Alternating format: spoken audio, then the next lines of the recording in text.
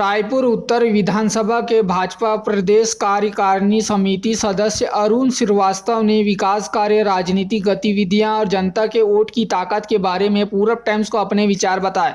नमस्कार, आप देख रहे हैं पूरब टाइम न्यूज। जैसे आप सभी को पता है, चुनावी दौर चालू हो चुका है और सभी पार्टियों ने कमर कस ली है। आज हम उत्तर विधानसभा क्षेत्र में आए हैं अरुण श्रीवास्तव जी से बात करेंगे चुनावी मुद्दे को लेकर, चुनावी रणनीति को लेकर। नमस्कार सर, अपना परिचय दीजिए। नमस्कार, मैं अरुण श्रीवास्तव, भारतीय जनता पार्टी झुग्गी झोपड़ी प्रदेश कार्य समिति सदस्य, वर्तमान में उत्तर विधानसभा में तेलीबांधा मंदिर सार्वजनिक न्यास के व्यवस्थापक का दायित्व है। सर, उत्तर विधानसभा में क्या लगता है सर, अभी जैसे कि उत्तर विधानसभा में बीजेपी के जो प्रत्याशी है पुरेंद्र मिश्रा जी, उनके सामने वर्तमान विधायक को कांग्रेस के प्रत्याशी बनाया जाए, कितना चुनौतीपूर्ण रहेगा उनके लिए चुनाव में?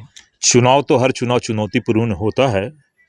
चूंकि उत्तर विधानसभा में दो बार का जीता हुआ कैंडिडेट है कांग्रेस का, और पुरेंद्र मिश्रा जी को भारतीय जनता पार्टी ने जो प्रत्याशी के रूप में यहाँ दिया है, भारतीय जनता पार्टी के हर कार्यकर्ता लगा हुआ है और चुनौतीपूर्ण मान के उनको विजय से दिलाने के प्रयासरत है। अब देखिए ये प्रयास कहाँ तक सफल होता है, क्योंकि यहाँ भारतीय जनता पार्टी के जितने भी मंडल और वार्ड के कार्यकर्ता है, उनकी नाराजगी मात्र एक है कि पैराशूट से उतारा हुआ प्रत्याशी हमारे क्षेत्र में नहीं चलेगा, क्योंकि हमको उनको खोजने के लिए बसना जाना पड़ेगा। और पुरेंद्र मिश्रा जी का कार्यकर्ताओं के साथ अभी तक, जब वो 2004 में कांग्रेस से बीजेपी आए थे, तो बीजेपी में रहते हुए भी उन्होंने अपना ऐसी छवि नहीं बनाई है कि कार्यकर्ताओं के बीच में तालमेल आज तक न बना पाए हैं वो। और आज भी मेरे ख्याल से वो क्षेत्र के सभी कार्यकर्ताओं को नहीं जानते। उनका नाम की घोषणा होने के बाद मैं ये दावे के साथ कह सकता हूं कि सबसे बड़ी कमजोरी पुरेंद्र जी की ये है कि भारतीय जनता पार्टी के जो इस उत्तर विधानसभा क्षेत्र में निवासरत कार्यकर्ता है, उनसे आज तक उन्होंने संपर्क नहीं किया। चाहे वो प्रत्याशी यानी राजा की सेना जो है, वो राजा की शान होती है, और जब सेना ही न्यूट्रल बैठी हुई है तो राजा की शान कहाँ तक की कायम रहेगी। सर, मैं उत्तर विधानसभा के जो कांग्रेस के जो मौजूदा प्रत्याशी और वर्तमान विधायक है, उनके 5 साल के कार्यकाल के बारे में पूछना चाहूँगा। सरकार के जो कार्यकाल के बारे में पूछना चाहूँगा। अभी तक उन्होंने किसी प्रकार का विकास कार्य किया है कि नहीं किया उत्तर विधानसभा में? आप किस नज़र से देखते हैं आप?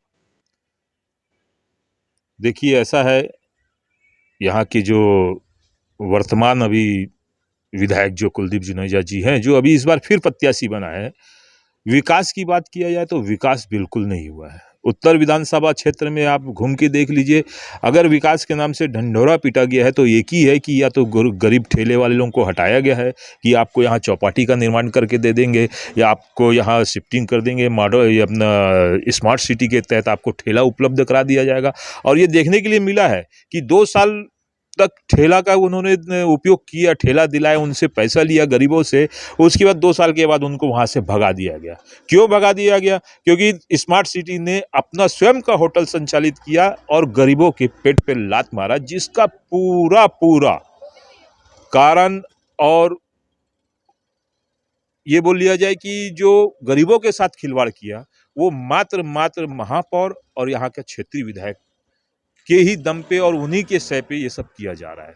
इसलिए, और विकास तो ऐसा है, नाली, सड़क, बिजली, पानी, ये तो गवर्नमेंट का नियम है कि हर साल बजट पास होता है, वो तो नाली, बिजली होगा। लेकिन ऐसा कुछ काम कि कहीं सामुदायिक भवन का निर्माण कर दिया जाए, किसी गरीब के ऑपरेशन के लिए अगर विधायक मद से पैसा दिया जाए, या कहीं स्कूल का संचालित किया जाए, या फिर क्या बोलते हैं, कोई 10वीं तक की स्कूल है उसको 12वीं तक किया जाए, इस क्षेत्र में अभी तक के ऐसा काम नहीं हुआ है।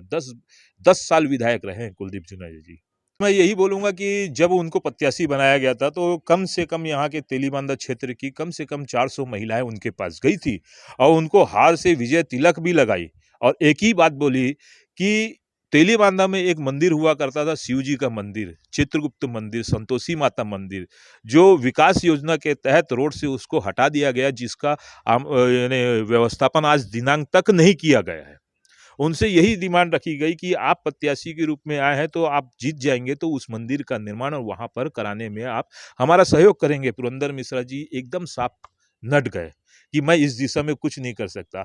तो मैं आप लोगों के माध्यम से भी कहना चाहूँगा कि पुरंदर मिश्रा जी जब महिला शक्ति, नारी शक्तियों को वापस लौटा दिया, तो सबसे पहले वो जो जगन्नाथ मंदिर के ट्रस्टी हैं और मुख्य ट्रस्टी हैं, वो जगन्नाथ मंदिर किस ज़मीन पे निर्माण हुआ है?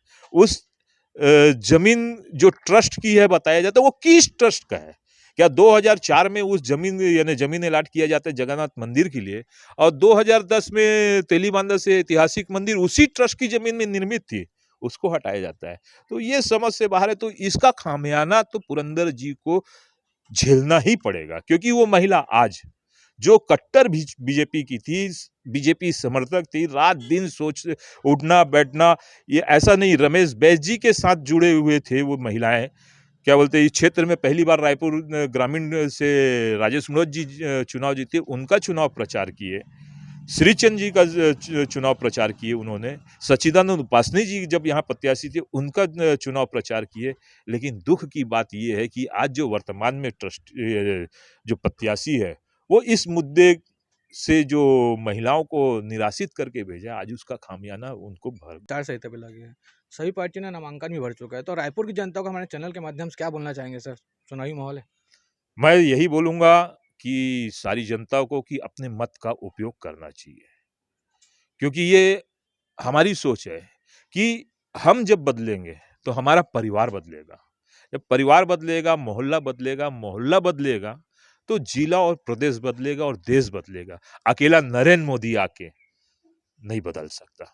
उसके लिए हमको बदलना पड़ेगा और ये सबसे अच्छा मौका रहता है मताधिकार का। हमारे को मताधिकार का उपयोग करना चाहिए और चाहे जो भी प्रत्याशी हो, जो भी आपको लगता है कि भारतीय जनता पार्टी नरेंद्र मोदी की नेतृत्व में अच्छा काम कर रही है, तो उनके पक्ष में वोट डालना चाहिए और उनको सबसे मेन ये है कि उनको अपने मताधिकार का उपयोग करना चाहिए।